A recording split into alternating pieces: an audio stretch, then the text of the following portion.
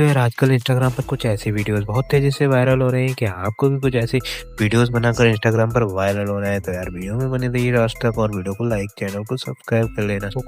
तो यार सबसे पहले आपको कोई सा भी वीपीएन जो कि मैंने टूरो वीपीएन कनेक्ट कर रखा है, इसके बाद आपको इसमें कनेक्ट कर लेने के बाद आपको डिस्क्रिप्शन में एक लिंक मिलेगी, उस पर क्लिक करेंगे तो आपके सामने कुछ ऐसा इंटरफेस आना शुरू हो जाएगा।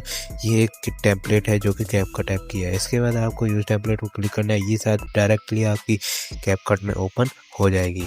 एंड इसके बाद आपको यूज़ टेम्पलेट पर क्लिक करना है एंड इसके बाद आपको इसमें सारी परमिशंस अलाउ कर देनी है।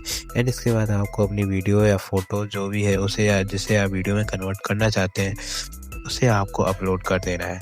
एंड अपलोड करने के बाद नेक्स्ट पर क्लिक करना है एंड आपकी वीडियो बनकर रेडी हो जाएगी। और ऐसी वीडियोस के लिए फटाफट से हमारे चैनल को सब्सक्राइब कर लेना और वीडियो को लाइक कर लेना। चलिए हम मिलते हैं नए ट्रेंड के साथ नई वीडियो में। बाय।